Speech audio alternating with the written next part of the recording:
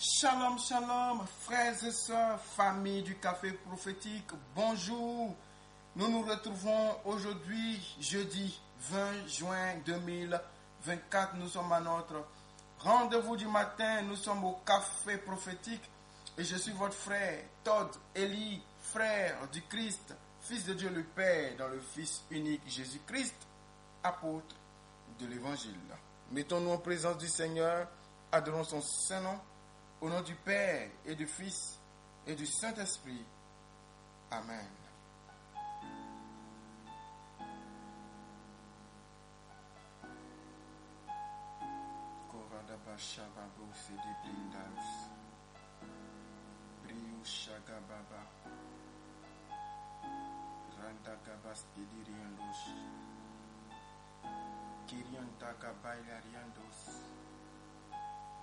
Seigneur, nous te louons. Toi qui as vaincu la mort, toi qui es sorti victorieux du ventre de la terre. Le sépulcre était fermé. L'obscurité était entière. Les espoirs étaient morts. L'espérance était fanée. Les gens avaient baissé les bras. Les disciples d'Emmaüs retournaient chez eux, découragés. Ce qu'ils avaient espéré n'a pas abouti, croyaient-ils. Mais quand vint le matin du dimanche de Pâques, la pierre était roulée. Et la lumière jaillit du tombeau. Et celui que l'on avait dit mort est sorti vivant du tombeau, vainqueur et vivant plus que jamais. Seigneur, tu es mon Dieu. Tu es le Dieu de café prophétique. Tu es le Dieu de mes frères et de mes sœurs. Tu es notre Dieu. Nous venons ce matin te célébrer et te louer, toi qui as vaincu la mort, toi qui as vaincu la tombe, toi qui as vaincu le monde et qui vis en nous, et qui en nous vainc la mort, la tombe et le monde. Sois élevé, mon Dieu, nous te faisons confiance.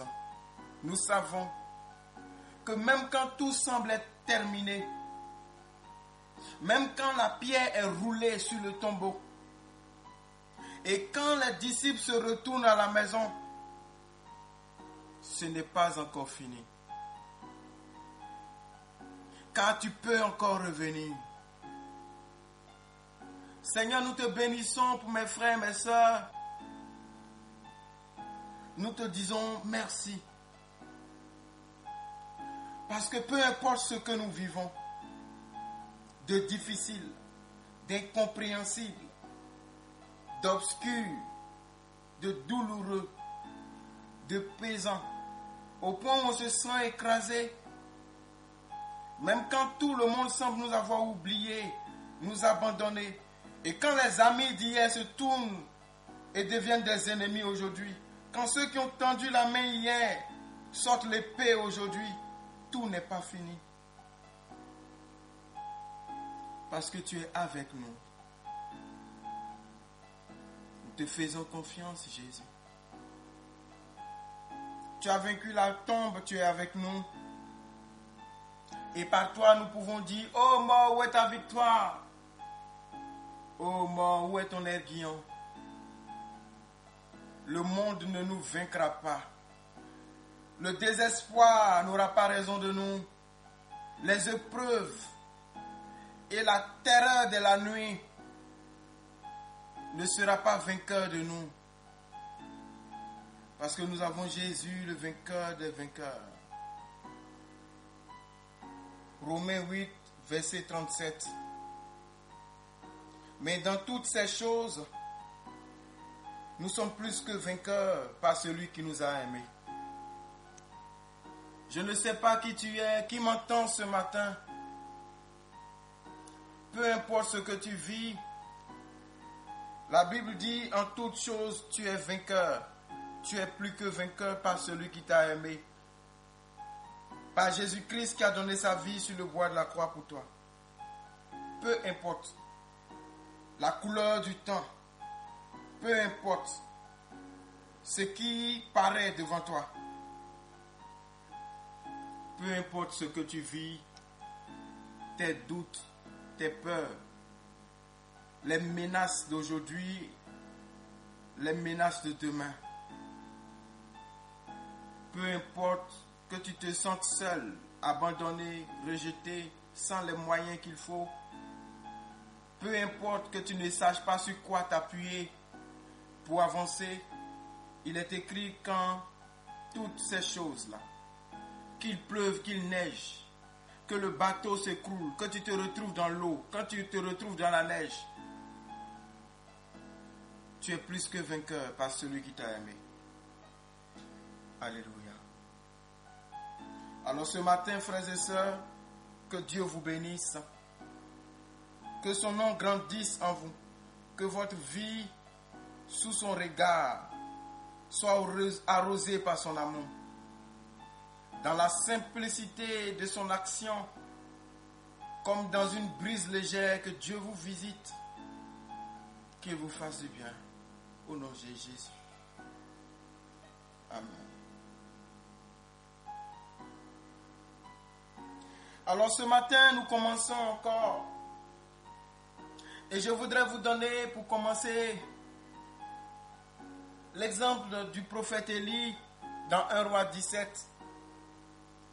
La Bible dit que il y a une famine sur tout le pays.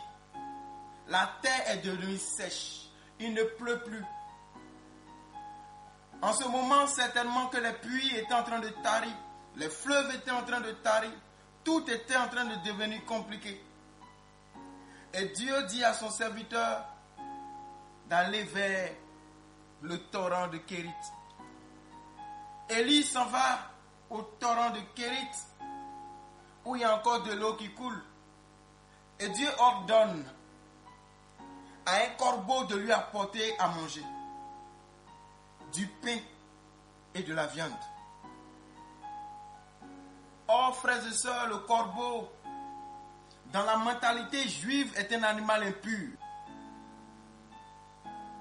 Et en tant qu'animal impur, les Juifs n'aiment pas et ne traitent pas avec le corbeau. Mais quand Dieu voulait venir au secours de son serviteur, il est passé par un corbeau. Au moment où tout est dur, Dieu peut passer par quelqu'un qui ne t'aime pas, que tu n'aimes pas.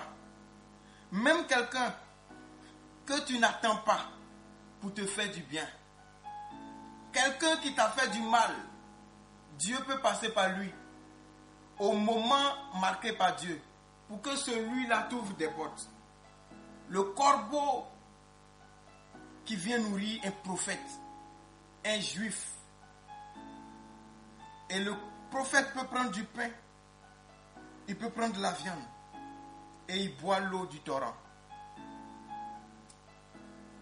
Et quand l'eau du torrent finit par s'assécher à son tour, Dieu dit à son prophète, va à Sarepta. J'ai ordonné à une veuve de te nourrir. Frères et sœurs, Élie ne connaissait pas cette veuve de Sarepta. Ce que demain allait être, Élie ne savait pas, malgré qu'il était prophète. Chrétien mon frère, chrétien ma soeur, la vie n'est pas toujours rose. Et ce qui est beau dans la vie en Christ, c'est que même quand on ne sait pas comment demain sera, demain se souciera de lui-même. Et Élie s'en va chez la femme, et jusqu'à la fin de la famine, ils ont à manger, ils ont à boire. Comment demain sera, on ne sait pas. Mais Dieu lui-même a dévancé les choses. Il a envoyé le corbeau Il a permis à ce que l'eau du torrent nourrisse son serviteur. Mais quand c'est fini, il a dit va chez la veuve de Sarepta. Ce n'est pas le programme d'Élie. Ce n'est pas l'organisation d'Élie.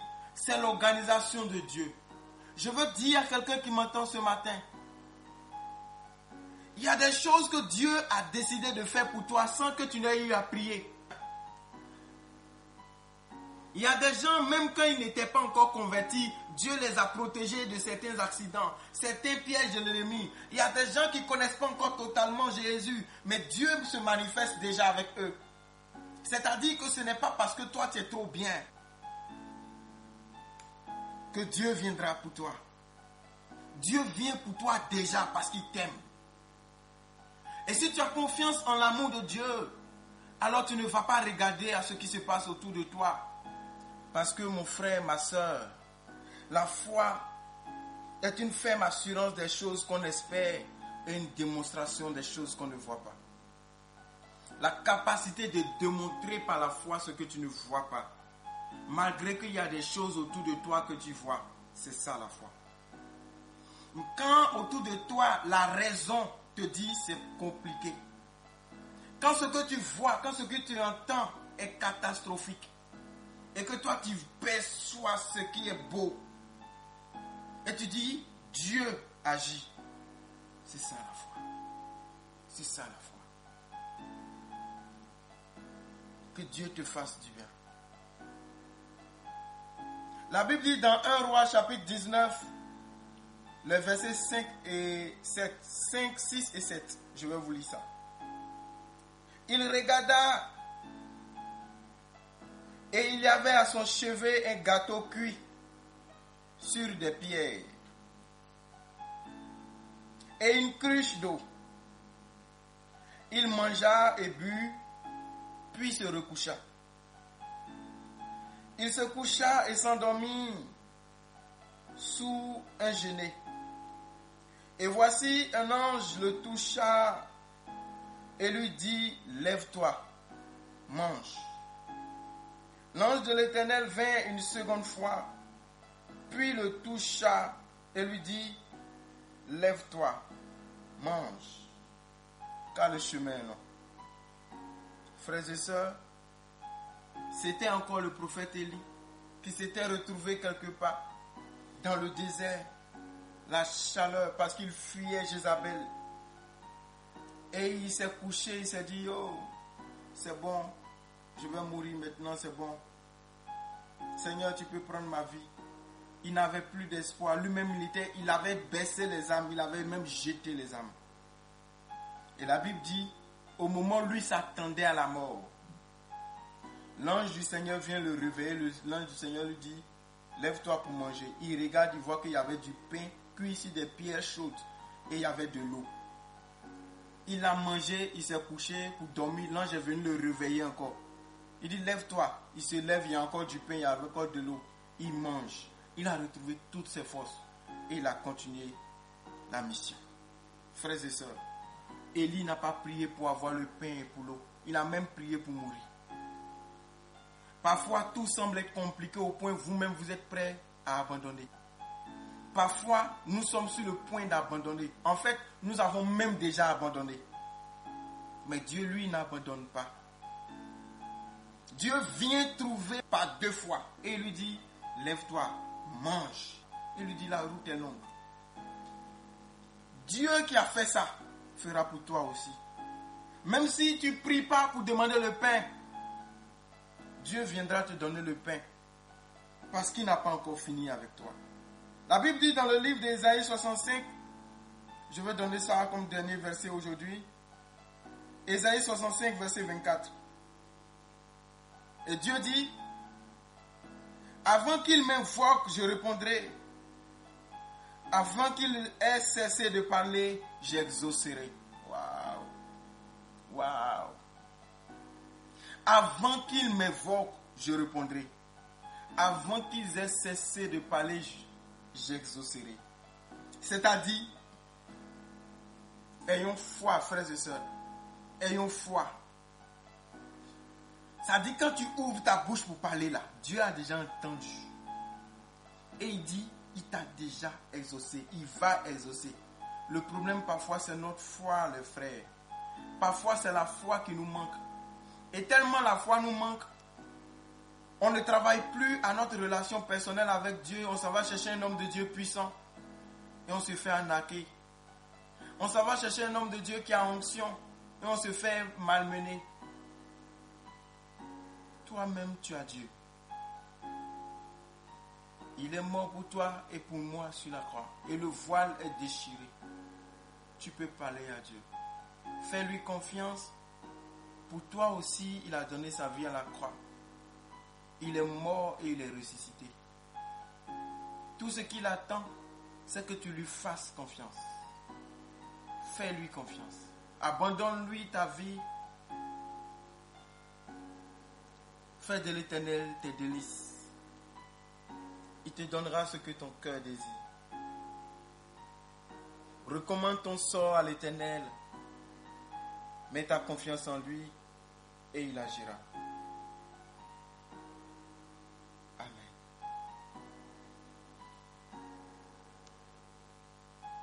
Seigneur, nous te faisons confiance. Frère, tu vas prier avec moi simplement. Pendant que je commence, je vois un bouquet de fleurs. Dieu va manifester son amour à beaucoup de personnes.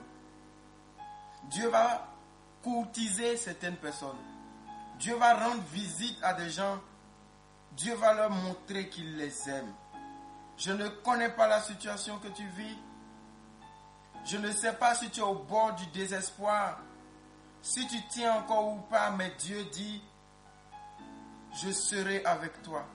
Je frapperai à la porte et je te manifesterai mon amour. Je t'aime. Dieu viendra d'une manière galante manifester son amour pour beaucoup d'entre vous.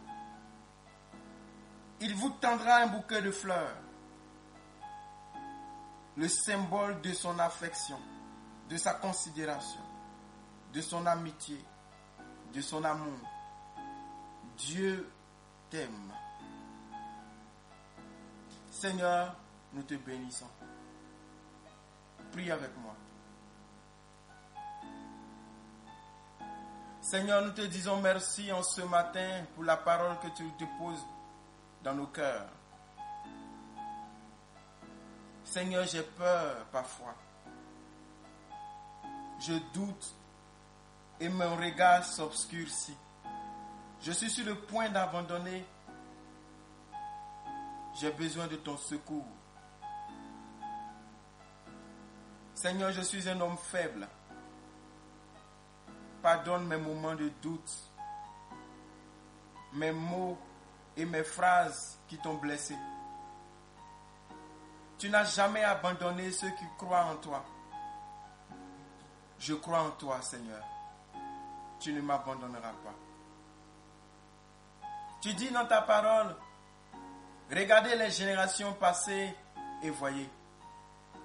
Qui est-ce qui a cru en l'Éternel et a été déçu? Seigneur, je ne serai pas déçu. Je n'aurai pas honte.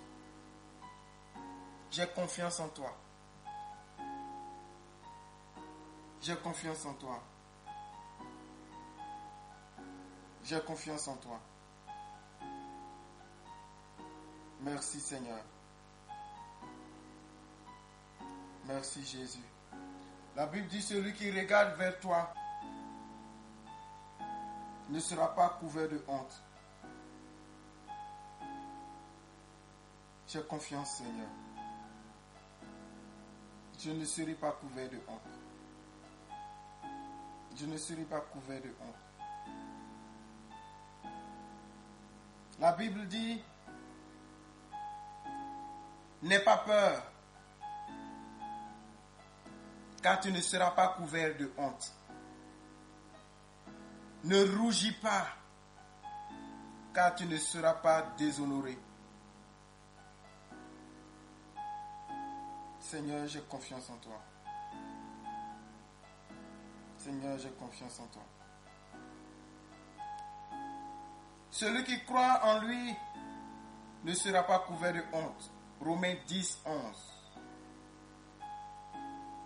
Seigneur, j'ai confiance en toi. Seigneur, nous avons confiance en toi. Merci Jésus.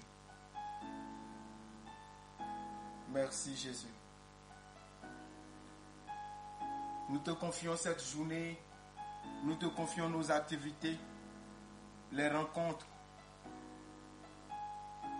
Seigneur, guide-nous. Guide nos pas sur le bon sentier, sur le bon chemin.